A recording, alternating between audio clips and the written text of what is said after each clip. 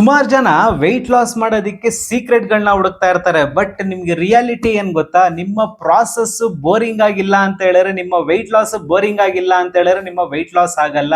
ಆ ಬೋರಿಂಗ್ ಇಂದಾನೆ ನಿಮ್ಮ ವೆಯ್ಟ್ ಲಾಸ್ ಆಗೋದು, ನಿಮ್ಮ ಬಾಡಿ ಚೇಂಜ್ ಆಗೋದು. ಸೇಮ್ ಫುಡ್ ಇರಬೇಕು, ಸೇಮ್ ರುಟೀನ್ ಇರಬೇಕು, ಸೇಮ್ ವರ್ಕೌಟ್ ಇರಬೇಕು. ಅಲ್ಲಿ ಯಾವುದೇ ರೀತಿ ಚೇಂಜಸ್ಗಳು ಮಾಡಬಾರದು. ಅವಾಗಲೇ ನಿಮ್ಮ ವೆಯ್ಟ್ ಲಾಸ್ ಆಗೋದು. ಇವತ್ತು ನನ್ನ ಕ್ಲೈಂಟ್ಸ್ ಒಬ್ಬೊಬ್ರು 8ರಿಂದ 15 ಕೆಜಿ, 15ರಿಂದ 25 ಕೆಜಿ ಬರೀ 8 ವಾರದಲ್ಲಿ 12 ವಾರದಲ್ಲಿ ಇವತ್ತು ವೆಯ್ಟ್ ಲಾಸ್ ಮಾಡ್ತಾ ಇದ್ದಾರೆ ಅಂತ ಹೇಳಿದ್ರೆ ಅವ್ರ ಜರ್ನಿ ಏನ್ ಸಿಂಪಲ್ ಆಗಿರಲ್ಲ. ಸುಮ್ಮನೆ ಇವತ್ತೇನೋ ಡಯಟ್ ಚಾರ್ಟ್ ತಗೋಬಿಟ್ಟೆ ನಾಳೆ ಫಾಲೋ ಮಾಡ್ಬಿಟ್ಟೆ ಅಂತಲ್ಲ. ಇವತ್ತು ಅವರು ಸಿಂಪಲ್ ಆಗಿ ಇಟ್ಕೊಂಡಿರ್ಲಿಲ್ಲ ಅವ್ರ ಡಯಟ್, ಆಯ್ತಾ? ಅಲ್ಲಿ ಸ್ಟ್ರಿಕ್ಟ್ನೆಸ್ ಇತ್ತು, ಡಿಸಿಪ್ಲಿನ್ ಇತ್ತು. ಸೇಮ್ ಡಯಟ್ ನ ಅವರು 2 ತಿಂಗಳು 3 ತಿಂಗಳು ಫಾಲೋ ಮಾಡಿದ್ದಕ್ಕೋಸ್ಕರ ಇವತ್ತು ಅವರು 8ರಿಂದ 15 ಕೆಜಿ, 15ರಿಂದ 25 ಕೆಜಿ ವೆಯ್ಟ್ ಲಾಸ್ ಮಾಡೋದಕ್ಕೆ ಆಗಿದ್ದವ್ರಿಗೆ. ಅದೇ ರೀತಿ ಇವತ್ತು ನಾನು ಹೇಳೋ ಪ್ರಕಾರ ನೀವು ಏನಾದರೂ ಕರೆಕ್ಟಾಗಿ ಸ್ಟ್ರಿಕ್ಟಾಗಿ ಈ ಬೋರಿಂಗ್ ಪ್ರಾಸೆಸ್ನ ನಿಮ್ಮ ವೆಯ್ಟ್ ಲಾಸ್ ಜರ್ನಿಯಲ್ಲಿ ಅಳವಡಿಸ್ಕೊಂಡ್ರೆ ಡೆಫಿನೆಟ್ ಆಗಿ ನೀವು ವೆಯ್ಟ್ ಲಾಸ್ ಮಾಡ್ಬೋದು. ಬಟ್ ಇವಾಗ ಹೇಗೆ ಇದನ್ನ ನಾವು ಅಳವಡಿಸ್ಕೋಬೇಕು, ಯಾವ ರೀತಿ ನಾವು ವೆಯ್ಟ್ ಲಾಸ್ ಮಾಡಬೇಕು ಅಂತ ಸುಮಾರು ಜನ ತಲೆ ಕೆರ್ಕೊಂತಿದ್ದೀರಾ ಅಂತ ಗೊತ್ತು, ಆಯ್ತಾ? ನೀವು ಎಷ್ಟೇ ನೋಡಿ, ನಮ್ಗೆ ರಿಯಾಲಿಟಿ ಹೇಳ್ತಾ ಇದ್ದೀನಿ, ನೀವು ಎಷ್ಟೇ ವಿಡಿಯೋಸ್ಗಳನ್ನ ನೋಡಿ, ಎಷ್ಟೇ ರೀಲ್ಸ್ಗಳನ್ನ ನೋಡಿ, ನೀವು ಪ್ರಾಪರ್ ಆಗಿ ನಿಮ್ಮ ಬಾಡಿ ಪ್ರಕಾರ ವೆಯ್ಟ್ ಲಾಸ್ ಮಾಡೋದಕ್ಕಾಗಲ್ಲ. ಎಂತಕ್ಕೆ ಅಂತ ಹೇಳಿದ್ರೆ ಅಲ್ಲಿ ನಿಮಗೆ ಪ್ರಾಪರ್ ಆಗಿ ಗೈಡೆನ್ಸ್ ಇಲ್ಲ, ಆಯ್ತಾ? ಗೈಡೆನ್ಸ್ ಬರೋವರೆಗೂ ನಿಮ್ಮ ವೆಯ್ಟ್ ಲಾಸ್ ಸ್ಟಾರ್ಟ್ ಆಗಲ್ಲ. ಗೈಡೆನ್ಸ್ ಬಂದಾಗ ಅಲ್ಲೊಂದು ಡಿಸಿಪ್ಲೈನ್ ಪ್ರಾಪರ್ ಪ್ಲಾನ್ ಬಂದಾಗ ನಿಮಗೆ ಆ ಬೋರಿಂಗ್ ಪ್ಲಾನ್, ನೀವು ಅನ್ಕೊಂತಿರಲ್ಲ ನಂಗೆ ಫುಲ್ ಫ್ಯಾನ್ಸಿ ಆಗಿರ್ಬೇಕು ಫುಡ್ಡು, ನನಗೆ ಹಂಗಿರ್ಬೇಕು ಹಿಂಗಿರ್ಬೇಕು ಅಂತೆಲ್ಲ. ಆ ಥರ ಎಲ್ಲ ನಡೆಯಲ್ಲ ಮೇಡಮ್. ವೆಯ್ಟ್ ಲಾಸ್ ಮಾಡಬೇಕು ಅಂತ ಹೇಳಿದ್ರೆ, ವೆಯ್ಟ್ ಲಾಸ್ ಮಾಡಬೇಕು ಅಂತ ಹೇಳಿದ್ರೆ ಪ್ರಾಸೆಸ್ ಬೋರಿಂಗ್ ಆಗಿರ್ಬೇಕು, ನಿಮ್ಮ ಡಯಟ್ ಪ್ಲಾನ್ ಸ್ಟ್ರಿಕ್ಟ್ ಆಗಿರ್ಬೇಕು. ಸ್ಟ್ರಿಕ್ಟ್ ಅಂತ ಹೇಳಿದ್ರೆ ಆಯ್ತಾ, ಸೇಮ್ ಫುಡ್ ಇರಬೇಕು, ಸೇಮ್ ವರ್ಕೌಟ್ ಇರಬೇಕು, ಸೇಮ್ ರುಟೀನ್ ಇರಬೇಕು. ಈ ಸುಮಾರು ಜನ ಏನ್ ಮಾಡ್ತಾರೆ, ಇವತ್ತು ನೋಡಿ ಇಲ್ಲಿ ಇವತ್ತು ಒನ್ ಡೇ ಇವತ್ತು ಡಯಟ್ ನ ಸ್ಟಾರ್ಟ್ ಮಾಡ್ತಾರೆ. ಇವತ್ತು ಡೇ 1 ಅಂತ ಅನ್ಕೊಳ್ಳಿ. ಇವತ್ತು ಡೇ 1 ಇಂದ ಡಯಟ್ ಸ್ಟಾರ್ಟ್ ಮಾಡಿದ್ರೆ ಆಯ್ತಾ, ಡೇ 2 ಮಾಡ್ತಾರೆ, ಡೇ 3 ಮಾಡ್ತಾರೆ, ಟಕ್ ಅಂತ ಬೋರ್ ಆಗ್ತಾರೆ. ಅಯ್ಯೋ ನನ್ನ ಕೈಯಲ್ಲಿ ಆಗಲ್ಲಪ್ಪ ಈ ಡಯಟ್ ನ ಫಾಲೋ ಮಾಡೋದಕ್ಕೆ. ಸೇಮ್ ಫುಡ್ ಡೈಲಿ ತಿಂದು ತಿಂದು ಬಾಯೆಲ್ಲ ಬರೀ 3 ದಿವಸ ಆಗಿರೋದು, ಬಾಯೆಲ್ಲ ಒಂಥರ ಆಗೋಗ್ಬಿಟ್ಟಿರುತ್ತೆ ಅಂತ ಸುಮಾರು ಜನ ಅರ್ಧಕ್ಕೆ ಅಲ್ಲಿ ಕ್ವಿಟ್ ಮಾಡ್ಬಿಡ್ತಾರೆ. ಬಟ್ ಸ್ಮಾರ್ಟ್ ಪೀಪಲ್, ಡಿಸಿಪ್ಲೈನ್ ಇರೋ ಜನ ಏನ್ ಮಾಡ್ತಾರೆ ಗೊತ್ತಾ? ಅವ್ರದೆಂತ ಕೇಳಿ ವೆಯ್ಟ್ ಲಾಸ್ ಆಗೋದು, ನೀವೆಂತಕ್ಕೆ ಇನ್ನೂ ದಪ್ಪಗಿರೋದು, ಅವ್ರದೆಂತ ಕೇಳಿ ವೆಯ್ಟ್ ಲಾಸ್ ಆಗ್ತಿರೋದು. ಅವರು ಆ ದಾರಿನ ಮೀರಿ ಮುಂದಕ್ಕೆ ಹೋಗ್ತಾರೆ. ಅದು ಬೋರಿಂಗ್ ಅನ್ನೋ ಪ್ರಾಸೆಸ್ ಅಂತ ಏನಿದೆ ಅದನ್ನ ಮೀರಿ ಮುಂದಕ್ಕೆ ಹೋಗ್ತಾರೆ. ಅದನ್ನ ಮೀರಿದಾಗ ಮಾತ್ರ, ಅದನ್ನ ನೀವು ದಾಟಿದಾಗ ಮಾತ್ರ ನಿಮ್ಮ ವೆಯ್ಟ್ ಲಾಸ್ ಆಗೋದು.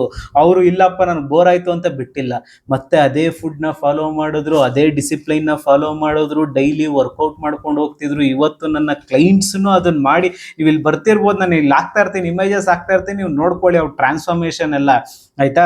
ಅವರು ಇದೇ ರೀತಿ ಮಾಡಿದ್ದಕ್ಕೆ ಮಾತ್ರ ಅವ್ರಿಗೂ ವೆಯ್ಟ್ ಲಾಸ್ ಆಗಿದ್ದು. ನೀವು 1 ದಿವಸ ಮಾಡಿ, 2 ದಿವಸ ಮಾಡಿ, 3ನೇ ದಿವಸಕ್ಕೆ ಬಿಡ್ತೀರಾ ಅಂತ ಹೇಳಿದ್ರೆ ಅದು ನಿಮ್ಮ ಮೆಂಟಲಿ ಏನಂತಾರೆ, ನೀವು ಡಿಸಿಪ್ಲೈನ್ ಆಗಿಲ್ಲ, ಆಯ್ತಾ? ನೀವು ವಿಲ್ ಪವರ್ ನಿಮ್ಗೆ ಕಡಿಮೆ ಇದೆ. ನಿಮಗೆ ಬೇಕಾಗಿರೋದು ಫ್ಯಾನ್ಸಿ ಡಯಟ್, ಶೋಕಿ ಡಯಟ್, 1 ದಿವಸದಲ್ಲಿ 1 ವಾರದಲ್ಲಿ 10 ಕೆಜಿ ಆಗುವಂತ ಸೀಕ್ರೆಟ್ ಹುಡುಕ್ತಿರೋದು, ಆಯ್ತಾ? ಆ ಬಾಡಿ ಇವಾಗ ನೀವು ಏನು ದಪ್ಪ ಆಗಿದೆ ಬಾಡಿ, ಅದು ಬೆಳೆಯೋದಿಕ್ಕೆ ವರ್ಷಾನ್ಗಟ್ಲೆ ತಗೊಂಡು ನೀವು 10 ದಿವಸದಲ್ಲಿ 10 ಕೆಜಿ ಕರಗಿಸ್ಬೇಕು ಅಂತ ಹೇಳಿದ್ರೆ ನೀವು ಯಾವ್ದಾದ್ರು ತಪ್ಪು ದಾರಿ ಹಿಡಿದಿದ್ದೀರಾ ಅಂತ ಅರ್ಥ, ಆಯ್ತಾ? ಇವತ್ತು ಸಚಿನ್ ತೆಂಡೂಲ್ಕರ್ ಏಕಾಏಕಿ ಅವನು ಮಾಸ್ಟರ್ ಬ್ಲಾಸ್ಟರ್ ಆಗಿಲ್ಲ ಅವರು, ಆಯ್ತಾ?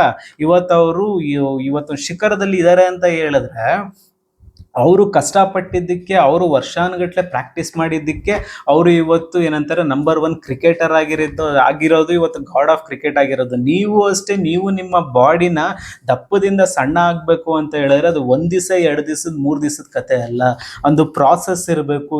ಇವಾಗ ಒಂದು 10 ಕೆಜಿ ಕರಗಿಸ್ತೀನಿ ಅಂತ ಹೇಳಿದ್ರೆ 2 ತಿಂಗಳು ಟೈಮ್ ತಗೋಬೇಕು. ನೀವು 2 ತಿಂಗಳು ಸ್ಟ್ರಿಕ್ಟ್ ಆಗಿ ಡಯಟ್ನ ಫಾಲೋ ಮಾಡಬೇಕು. ಯಾವುದೇ ರೀತಿ ಶಾರ್ಟ್ ಕಟ್ಸ್ನ ನೋಡಬಾರ್ದು. ಒಂದೇ ರೀತಿ ಫುಡ್ನ ತಿನ್ಬೇಕು, ಒಂದೇ ರೀತಿ ಎಕ್ಸಸೈಸ್ನ ಮಾಡಬೇಕು, ಮತ್ತೆ ಒಂದೇ ರೀತಿ ನಿಮ್ಮ ರುಟೀನ್ ಇರಬೇಕು. ಈ ರೀತಿ ಇದ್ದಾಗ ನಿಮ್ಮ ವೆಯ್ಟ್ ಲಾಸ್ ಮಾಡೋದು ಸುಲಭವಾಗುತ್ತೆ, ಆಯ್ತಾ? ನಿಮಗೂ ಅದು ಅಡ್ಜಸ್ಟ್ ಆಗುತ್ತೆ. ಪ್ರಾಸೆಸ್ ಬೋರಿಂಗ್ ಆಗ್ತಾ ಆಗ್ತಾ ಆದಷ್ಟು, ಆಯ್ತಾ, ನೀವು ಅದರಿಂದ ಆಚೆ ಬಂದಷ್ಟು ನಿಮಗೆ ಅದು ಅಡ್ಜಸ್ಟ್ ಆಗೋದಕ್ಕೆ ಸ್ಟಾರ್ಟ್ ಆಗುತ್ತೆ. ನೀವು ನಿಮ್ಮ ಮೈಂಡ್ ಪ್ರಕಾರ ನಡ್ಕೊಂಡು ಹೋಗ್ತಾ ಇದ್ರೆ, ನೀವು ಕೋತಿ ತರ ಕುಣಿತಾ ಇದ್ರೆ ಇಲ್ಲಿಂದ ಇಲ್ಲಿಗೆ, ಅಲ್ಲಿಂದ ಅಲ್ಲಿಗೆ, ನಿಮ್ಮ ವೆಯ್ಟ್ ಲಾಸ್ ಯಾವತ್ತೂ ಆಗಲ್ಲ. ಇದೊಂದು ರಿಯಾಲಿಟಿನ ಅರ್ಥ ಮಾಡ್ಕೋಬಿಡಿ, ಆಯ್ತಾ? ಮತ್ತೆ ಸುಮಾರು ಜನ ಏನ್ ಮಾಡ್ತಾರೆ, ಆಯ್ತಾ, ಈ ಒಂದು ಸ್ಟ್ರೈಟ್ ಲೈನ್ ಅಂತ ಇರುತ್ತೆ, ಆಯ್ತಾ. ಸ್ಟ್ರೈಟ್ ಲೈನ್ ನ ಫಾಲೋ ಮಾಡಲ್ಲ, ಈ ಒಂದೇ ದಾರಿನ ಫಾಲೋ ಮಾಡಲ್ಲ, ಹತ್ತಾರು ದಾರಿಗಳನ್ನ ನೋಡ್ಕೊಂಡು ಕೂತ್ಕೊಂತೀರಾ. ಕೊನೆಗೆ ಏನಂತಾರೆ, ನಿರಾಸೆ ಆಗ್ಬಿಟ್ಟು ಅಲ್ಲೇ ಕೂತ್ಕೊಬಿಡ್ತೀರಾ. ಇಲ್ಲಪ್ಪ ನನಗೆ ವೆಯ್ಟ್ ಲಾಸ್ ಆಗೋದೇ ಇಲ್ಲ, ನನ್ನ ಬಾಡಿ ಹೊಂದ್ಕೊಳ್ಳೋದೇ ಇಲ್ಲ. ನಿಮ್ಮ ಬಾಡಿ ಮೇಲೆ ನೀವು ಬ್ಲೇಮ್ ಮಾಡ್ತೀರಾ. ಆಯ್ತಾ, ನಿಮ್ಮ ತಪ್ಪಿಂದ ನಿಮ್ಮ ದೇಹಕ್ಕೆ ನೀವು ಕೊಡ್ತಿರೋ ಶಿಕ್ಷೆ ಏನಂತಾರೆ, ಆ ದಪ್ಪ ಆಗಿರೋದ್ರಿಂದ ನಡೆಯೋದಕ್ಕಾಗ್ತಿಲ್ಲ. ಆಯ್ತಾ, ಉಸಿರು ಕಟ್ಟೋ ರೀತಿ ಆಗುತ್ತೆ, ಯಾವುದೇ ಕೆಲಸ ಮಾಡೋದಕ್ಕಾಗ್ತಿಲ್ಲ. ಆಯ್ತಾ, ನೀವು ಮಾಡ್ತಿರೋ ನಿಮ್ಮ ಫುಡ್ ಹ್ಯಾಬಿಟ್ಸ್ ಗಳಿಂದ, ನೀವು ಮಾಡ್ಕೊಂತಿರೋ ತಪ್ಪಿಂದ ನಿಮ್ಮ ದೇಹಕ್ಕೆ ನೀವೇ ಶಿಕ್ಷೆ ಕೊಡ್ತಾ ಇದ್ದೀರಾ.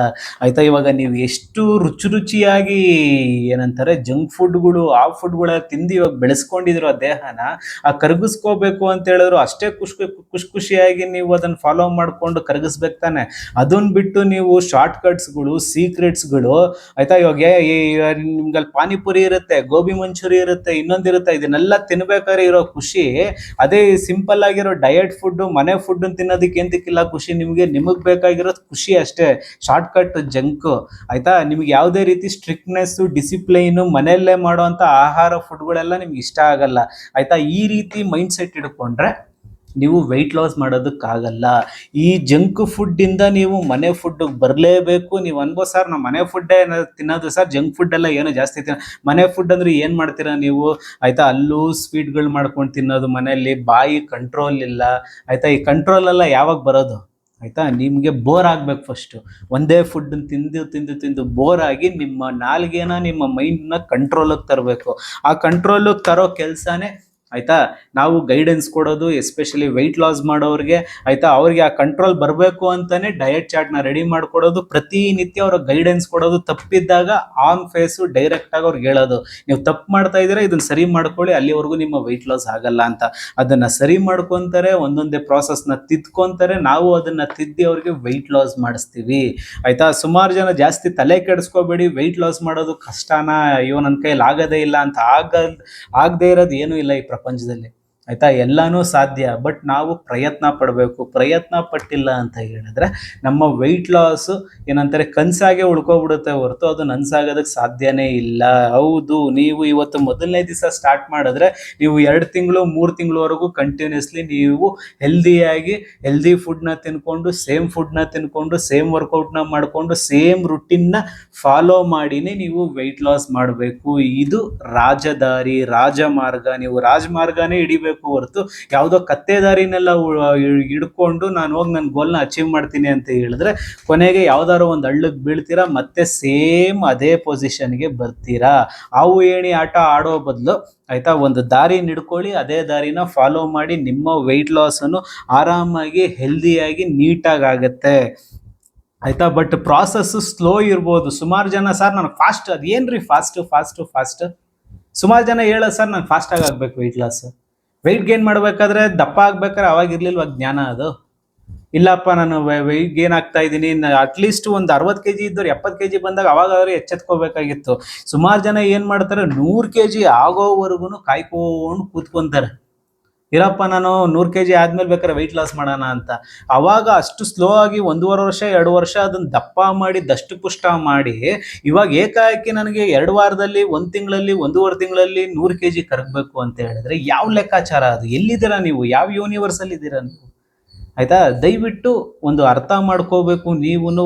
ಆಯ್ತಾ, ಮೇಯ್ನು ನಿಮ್ಮ ಮನಸ್ಸನ್ನ, ಮೈಂಡನ್ನ ಎಜುಕೇಟ್ ಮಾಡಬೇಕು. ಇಲ್ಲಪ್ಪ ನಾನು ದಪ್ಪ ಆಗಿದ್ದೀನಿ, ಪ್ರಾಸೆಸ್ ಸ್ಲೋ ಆದರೂ ಪರವಾಗಿಲ್ಲ, ಆಯ್ತಾ, ನಾನು ಹೆಲ್ದಿಯಾಗಿ ವೆಯ್ಟ್ ಲಾಸ್ ಮಾಡಬೇಕು ಅಂತ ಹೇಳಿದ್ರೆ ನಾನು ಕಷ್ಟಪಡಲೇಬೇಕು. ಕಷ್ಟಪಟ್ಟಿಲ್ಲ ಅಂತ ಕೈ ಕೆಸರಾದರೆ ಮಾತ್ರ ಬಾಯಿ ಮೊಸರಾಗುತ್ತೆ ಹೊರತು ನಾನು ಕಷ್ಟಪಡ್ದಿರ ಇಲ್ಲಿ ಏನೂ ಆಗಲ್ಲ. ಸುಮಾರು ಜನ ನನ್ನ ಹತ್ರನೂ ಗೈಡೆನ್ಸಿಗೆ ಬಂದವರು 95% ಜನ ವೆಯ್ಟ್ ಲಾಸ್ ಮಾಡಿದ್ದಾರೆ, ಇನ್ನೊಂದು 5% ಜನ ಇದ್ದಾರೆ. ಅವ್ರು ಯಾವ ರೀತಿ ಅಂತ ಹೇಳಿದ್ರೆ, ನಾನು ಕೊಟ್ಟಿರೋ ಡಯಟ್ ಚಾರ್ಟ್ನ ಬಿಟ್ಟು ಇನ್ನು ಮಿಕ್ಕಿದ್ದನ್ನೆಲ್ಲ ತಿಂತಾರೆ. ಬೇಡ ಈ ಥರ ತಿನ್ಬೇಡಿ ಮೇಡಮ್, ಇಲ್ಲ ಸರ್ ನಾನು ತಿಂತೀನಿ, ಯಾವುದೋ ವಿಡಿಯೋ ನೋಡಿದೆ, ಇನ್ನೊಂದೇನೋ ಜ್ಯೂಸ್ ಕುಡಿಬೇಡಿ ಮೇಡಮ್, ಬರೀ ಡಯಟ್ ಚಾರ್ಟ್ ಏನಿದೆಯೋ ಅದನ್ನು ಫಾಲೋ ಮಾಡಿ. ಇಲ್ಲ ಸರ್ ನಾನು ಅದನ್ನು ಕುಡಿದು ನೋಡ್ತೀನಿ, ಅವ್ರು ಹೇಳಿದ್ದಾರೆ. ಆಯ್ತಾ, ಕೊನೆಗೆ ಏನು ಮಾಡ್ತಾರೆ, ಮಾತು ಮೀರಿ ಮತ್ತೆ ಅಲ್ಲಿಗೆ ಇನ್ನೂ ವೆಯ್ಟ್ ಗೇನ್ ಜಾಸ್ತಿ ಮಾಡ್ಕೊತಾರೆ.